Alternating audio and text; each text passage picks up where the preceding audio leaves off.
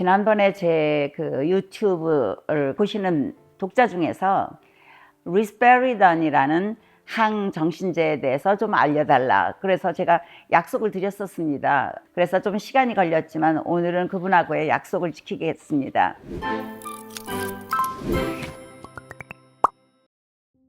여러분 안녕하십니까? 정신과 의사 수전 정입니다.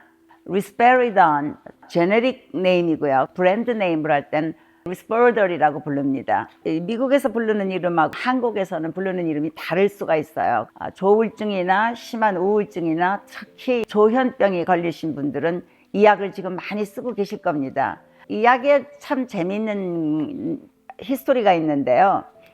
한 1960년대쯤부터 스위tzerland에서 어떤 약이 발견이 됐습니다. 그 약이 다른 그때까지 있던 할돌, 토로진, 프롤릭신, 나베인, 멜로릴 이런 약들하고는 좀 다르게 부작용이 적었어요. 특히 어떤 부작용이냐면은 그 extra pyramidal side effect라고 그러는데 이건 뭐냐면은 약간 파킨슨 병 걸린 사람처럼 이게 손도 좀 떨고요. 이게 근육도 좀 이렇게 뻣뻣해져 가지고 특히 이제 얼굴 근육이 뻣뻣해지면은 마치 사람이 이렇게 마스크를 쓴 것 같이 보일 수가 있습니다. 그런 부작용이 있으면은 참 힘든 것이 이게 뻣뻣하니까 입이 잘 다물어지질 않거든요. 그러니까 환자가 이렇게 침이 셀 수가 있고 그런 부작용을 싫어하시죠. 왜냐하면 남들 앞에서 금방 그런 게 나타나니까요. 그래가지고는 이런 부작용이 없는 약을 좀 만들었으면 좋겠다. 그런 이제 사람들의 염원이 커졌는데요. 그러다가 이제 1986년경에 젠센이라는 그 제약회사에서 만든 약이 클로저핀이라는 약이 나왔습니다. 환청이라던가 환시라던가 정신적 그 문제, 그 크레이지라고 사람들이 그런 그 증상들을 말하죠. 이런 사이카틱한 증상들을 많이 줄여주고 많이 우울한 거, 또 불안한 거 이런 것들도 많이 줄여주고 그러니까 참 이 환자들이 굉장히 마음에 들었거든요. 그리고 부정같이 얼굴도 뻣뻣해지지 않고 손도 이렇게 막 트레머가 없고 그래가지고 이 약이 나왔을 때 사람들이 굉장히 좋아했습니다. 그런데 조금 쓰다 보니까 그 우리 피 속에 있는 그 흰피톨 숫자가 자꾸 이렇게 줄어드는 거예요. 근데 우리 흰피톨이 무슨 일을 하느냐면은 바깥에서 어떤 균이 들어왔을 때 그거를 싸워서 이기는 일종의 우리 몸을 갖다 보호해주는 군사입니다. 근데 이런 군사를 자꾸 이제 떨어뜨리게 하니까 숫자가 그러면은 이런 병이 들어왔을 때 그걸 물리치질 못하니까 감염으로 사람들이 고생을 하고 간혹은 생명도 잃는 그런 현상이 생겼습니다. 그래서 이제 그다음에는 이런 약하고 비슷하게 효과는 좋고 그다음에 부작용도 적고 이런 부작용이 특히 없는 약을 찾자.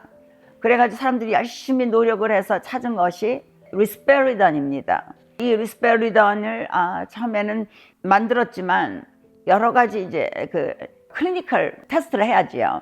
사람들한테 직접 써가지고 부작용이 얼마나 있나 그리고 이런 약을 썼을 때는 양을 얼마나 주는 것이 좋은가 이런 것들을 전부 다 테스트하는 과정이 10년이 걸렸죠. 그래가지고 1996년에 드디어 미국에서 이제 FDA에서 승인이 나왔습니다. 그래서 그 리스페리던은 지금 전 세계에서 굉장히 많이 쓰이는 항정신제입니다.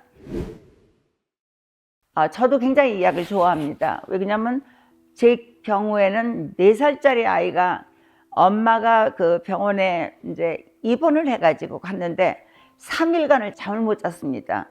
그래서 이 아이에게 아주 작은 양의 이 리스페리던을 줬더니 대개는 실험할 때는 6살부터 썼는데 그때는 응급 상황이기 때문에 아주 미량을 썼는데 아이가 드디어 잠을 자고 그다음에 먹기도 하고 정상 행동으로 돌아가게 되었습니다. 그러니까 아이의 생명을 이거는 구해준 것이죠. 그래서 제가 리스페리던을 굉장히 좋아하는 사람입니다. 지금 리스페리던을 쓰시는 분도 계실 거고요. 이 약은 이제 주로 어디에 많이 쓰냐면 제일 많이 쓰이는 거는 무엇보다도 사이코시스, 자기의 생각하는 것과 바깥의 그 현실과를 구별을 못하는 현상이 사이코시스입니다. 그래서 조현병이라던가 그다음에 schizoaffective disorder라는 거는 조울증과 조현병이 같이 있는 경우입니다. 이런 경우 또는 schizophreniform disorder라는 거는 뭐냐면은 조현병의 진단을 받으려면 적어도 증상이 6개월 있어야 되는데 6개월까지 안 가고 거의 조현병과 비슷한 폼일 때 스키조프레니폼이라고 그러고요.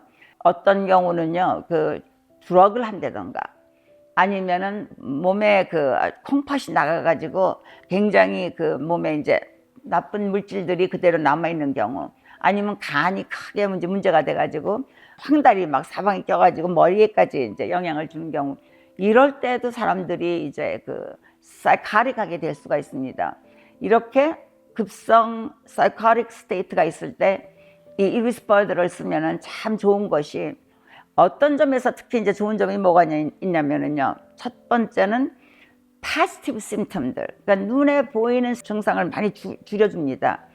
예를 들어서 제가 지금 말씀드린 것처럼 환청을 한다던가 환시, 아니면은 망상이 있을 때 누가 나를 쫓아온다던가 뭐 2층에서 누가 뭐 독가스를 나한테 내린다던가 뭐 이런 식의 패러노이드한 그 망상도 있고, 아니면은 사람 관계에서 딴 사람들하고 어떤 관계에서 의심이 막 하고 이러는 그런 망상도 있고요. 환각, 환시 이런 것들이 전부 다 파지티브 심텀들입니다.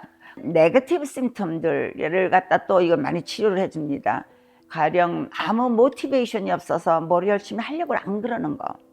그 다음에 사람과 사람을 관계를 갖다가 안 하려고 그러고 릴레이션십 저는 안 하는 거. 이건 네거티브 심텀입니다.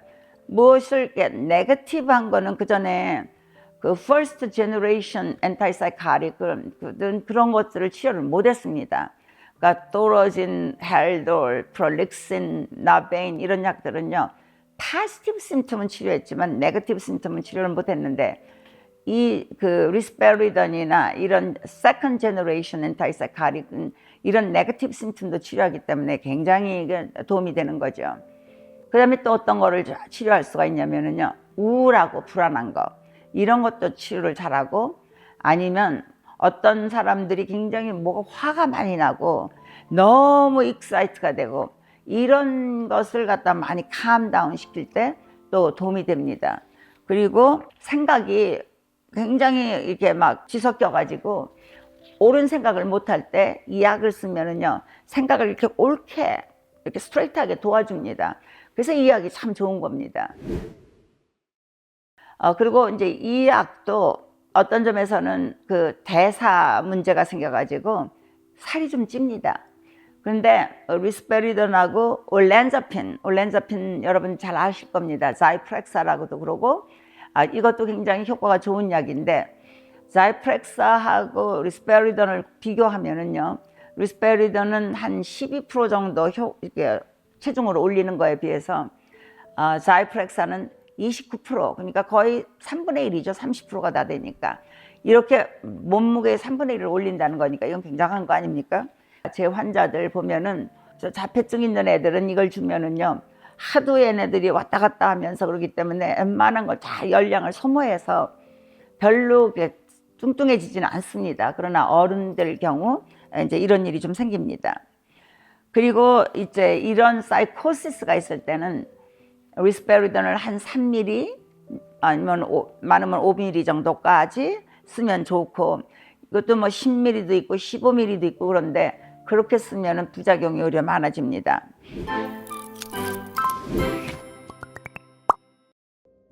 그리고 이제 바이폴러 디스오더에서 이제 여러분들이 많이 관심을 가지고 계신 그 매닉 스테이트라던가, 그 다음에 믹스드 스테이트로 양쪽 우울하고 불안이 같이 있을 때 같은 때, 이럴 때 이제 그 리스페리던이 굉장히 도움이 되는데요.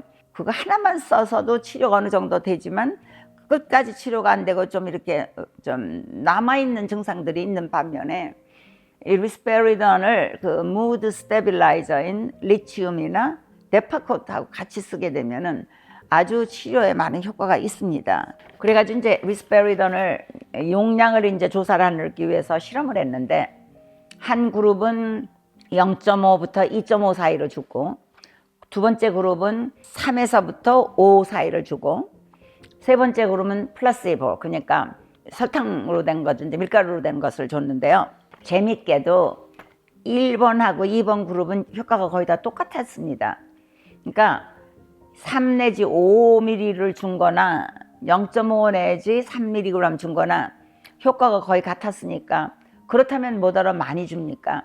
그 다음에 이제 자폐증 환자들이 어떤 때는 신경질이 나고 막 이럴 때가 있어요. 아이가 calm 해야지 그런 걸 배울 수 있는데, 그렇지 않으면은 화가 많고 그러면은 그걸 이제 calm 시키려면 이 리스페리돈이 굉장히 좋습니다. 아까 제가 말씀드린 제 환자처럼.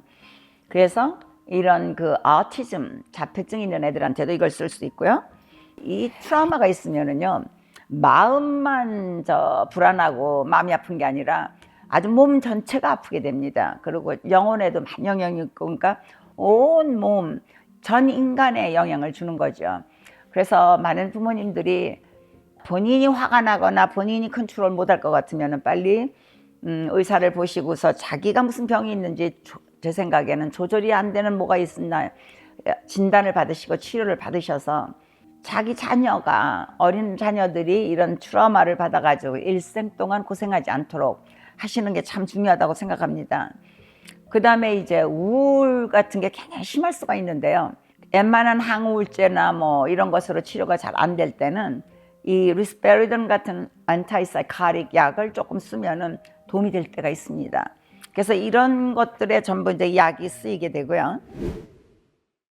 요즘은요, 리스페리돈을 주사로 만든 게 있습니다. 그래서 그걸 컨스타라고 부르는데, 컨설타가 아닙니다. 컨설타는 그거는 ADHD에 쓰는 약이고, 이거는 컨스타라고 부르는데, 이게 주사를 한번 이렇게 이제 되게 궁뎅이에다 맞죠. 그 근육 주사로 한 번 하면 이게 한 2주간 효과가 갑니다. 저 같은 케이스에서 제가 이거 참 효과를 본 적이 있는데요. 어느 24세의 바이폴러 디스오더가 있었던 환자가 있었는데, 이분은 그 굉장히 또 그 아주 심한 그 강박 증상이 있어가지고 자기가 굉장히 뚱뚱하다고 생각해요. 빼짝 말랐는데. 근데 그 어머니가 이제 한국 분이신데 이 딸을 데리고 와서 저보고 소연을 막 해요. 얘를 좀 어떻게 고쳐달라고.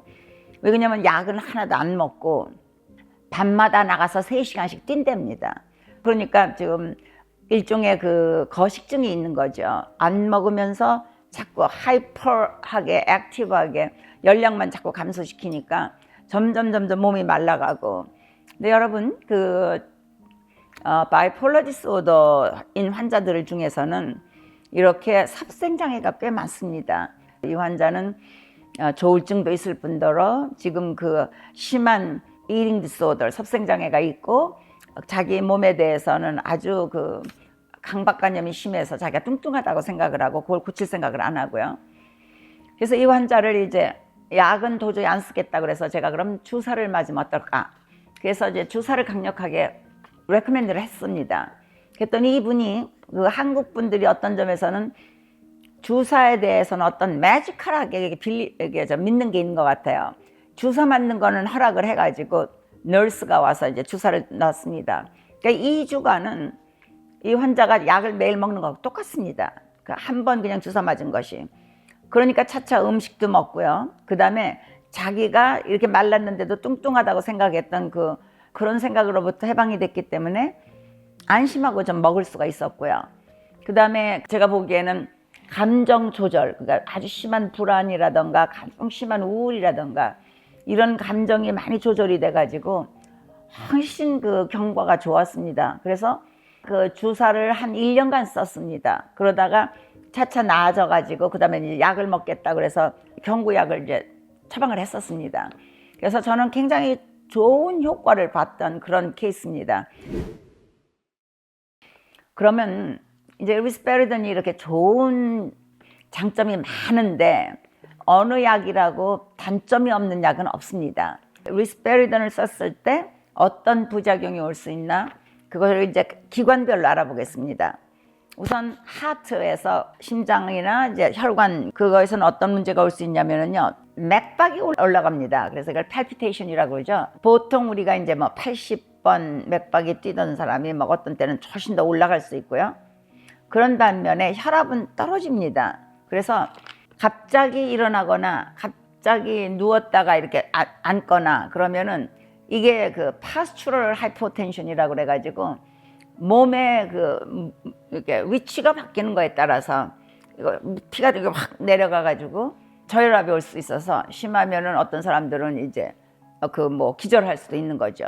그리고 어지러울 수도 있는 거고요. 그러니까 이런 걸 조심하셔야 되겠습니다. 그러니까 대개는 맥박이 빨라지면은 혈압도 올라가는데 이 경우는 맥박은 빨라지고 혈압은 떨어지는 거죠. 그 다음에 이제 또 올 수 있는 게 호흡기 질환으로서는 기침이 날 수가 있고요. 좀 숨쉬기가 힘들다고 하는 사람들이 있습니다. 저 같은 경우에는 어린애들하고 주로 저는 청소년들을 많이 봐서 그런지 모르지만 이런 것들이 별로 하나도 나타난 적이 없습니다. 저는 굉장히 양을 갖다 작게 써서 그런지도 모르겠지만은, 그러니까 이런 것은 양을 많이 썼을 때 얘기라고 생각합니다. 그래서 어린이 같은 경우는 이제 코에 이렇게 염증이 올 수가 있고 상기도 이렇게 염증이 가끔 올 수가 있고요. 그리고 이 약을 쓰면 아무래도 이런 데가 좀 마르겠죠. 드라이해지니까.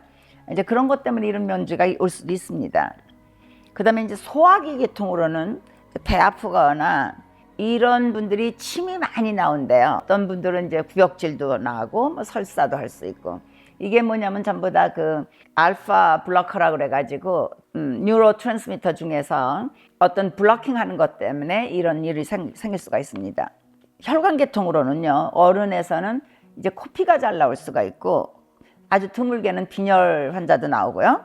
근데 어린이에서는 이런 문제가 전혀 없었습니다. 그래서 저는 여태까지 지금 말씀드린 이런 부작용에 대해서 한 번도 본 적이 없습니다. 애들은. 이 어른들에서 이제 주로 많은 거고요.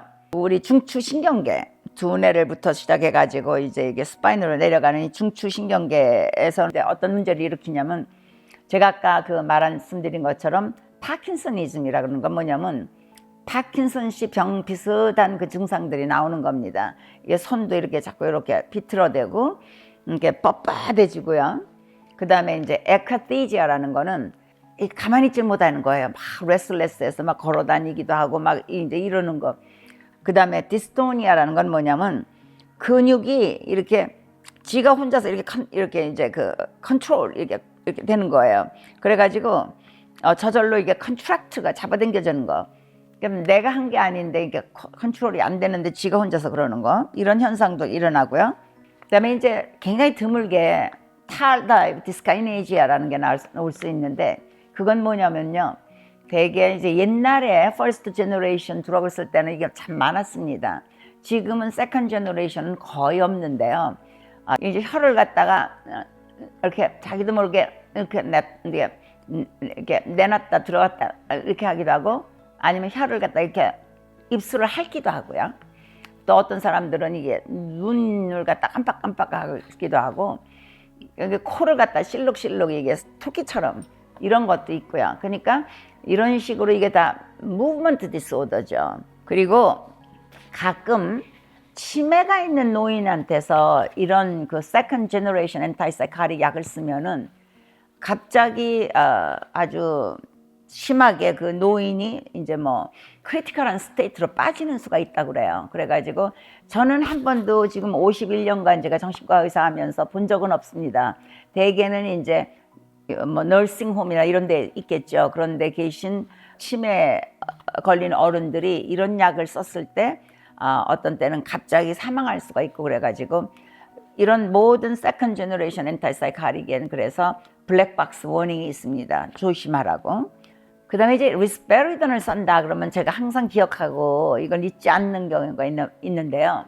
그 부작용으로서 어떤 이제 남자애들이요, 갑자기 이 가슴이 이제 이렇게 부풀어 가지고 어떤 아이들은 심하면 이게 젖이 나오는 수가 있습니다. 그러니까 이 사춘기 애들이라던가 국민학교 다니는 애들이 얼마나 놀라겠습니까? 여자애도 놀라지만 남자는 특히 더 놀라겠죠.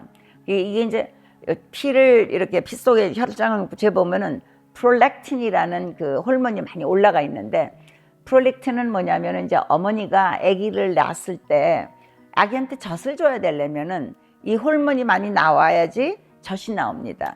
그래서 이 호르몬이 이제 많이 나오는 것은 리스페리돈에서 나오는 부작용 때문에 그런 거거든요. 그래서 이게 많이 나오면은 남성 테스토스테론이라든가 여성의 뭐 에스트로겐이라든가 이런 섹스 호르몬이 잘 안 나옵니다. 그래서 여자가 좀 그 월경도 좀 불규칙해지고 또 임신도 잘 안 되고요. 그다음에 남성들은 이제 이제큘레이션 하는데 문제가 오고 성적인 문제가 꽤 오게 됩니다. 그래서 이런 환자들은 금방 그런 게 나오면 약을 끊든지 아주 줄이든지 그렇게 해야 됩니다. 그러면은 또 없어집니다. 이게 그냥 영곽에 있는 게 아니니까 걱정을 안 하셔도 돼요. 대신 이런 그 애가 갑자기 가슴이 커진다던가 아니면은 젖이 나온다던가 리스페리돈을 쓰고 있는데 그랬다면 빨리 의사한테 연락하시고 이제 우선 피 검사를 합니다. 그래서 이렇게 피 안에 얼마나 프롤락틴 호르몬 레벨이 높은가 재고 그다음에 약을 끊거나 줄이거나 하면 되게 커집니다. 그리고 또 한 가지는 만일 집안에 어떤 그 유방암으로 돌아가신 분이 있거나 유방암을 앓은 히스토리가 있다 하면은 이 프롤렉틴 때문에 이제 많이 그 브레스트가 이제 많이 변화가 오고 그러니까 잘못하다가는 브레스트 캔서가 걸릴 수 있는 확률이 좀 크다고 합니다. 따라서 이런 경우에도 좀 더 조심을 하는 게 좋고요. 임신 도중에 이 약을 쓰면은 한 3.6% 경우에서는 아기가 이게 언챙이가 된다던가 이런 식으로 선천성 기형아가 태어날 수 있고요. 약 16%에서는 유산이 된다고 합니다. 그러니까 임신했을 때는 이런 약을 가능하면 쓰지 말아야 되겠죠.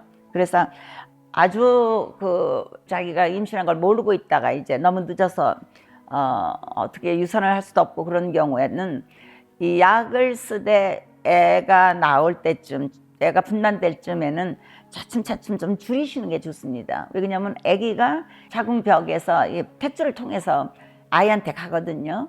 그러니까 아이가 이 약을 취해 있다가 그냥 나오면은 일종의 금단 현상 같은 게 생겨가지고 좀 이렇게 애가 이리터블하고 아주 편안하지가 않고 잘 빨지도 못하고 이제 그런 현상이 생긴다고 합니다.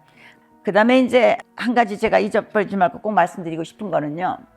이제 리스페리돈 같은 약이 이제 우리 몸 안에 들어가면은 이 약을 갖다 이렇게 부숴가지고 이제 전부 다 대사시켜서 내보내는 작용을 하는 데가 전부 다 간입니다.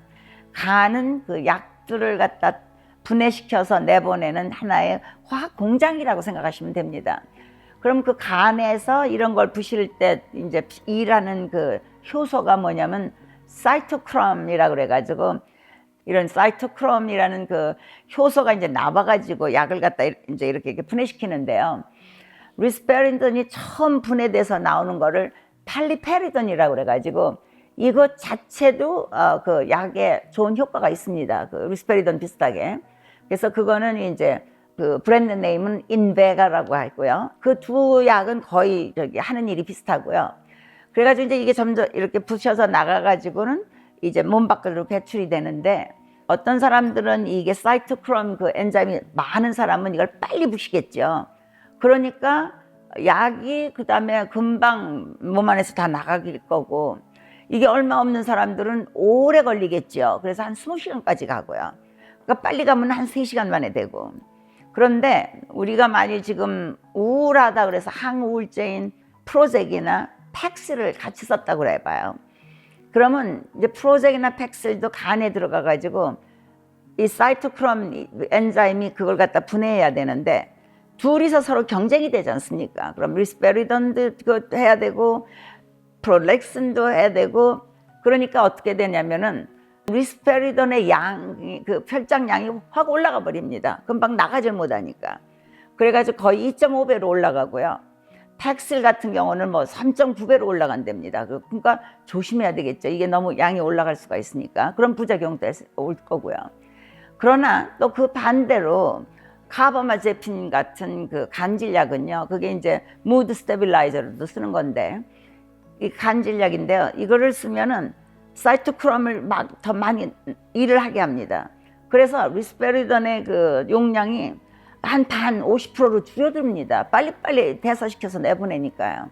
그래서 이렇게 어떤 약을 같이 쓰느냐 이거에 대해서 굉장히 생각을 하시고 조심해서 쓰는 것이 좋겠습니다. 여러분, 오늘 제가 말씀드린 것이 도움이 되셨다면 좋아요와 구독 눌러주시고 알람 신청도 해주시면 감사하겠습니다. 안녕히 계십시오.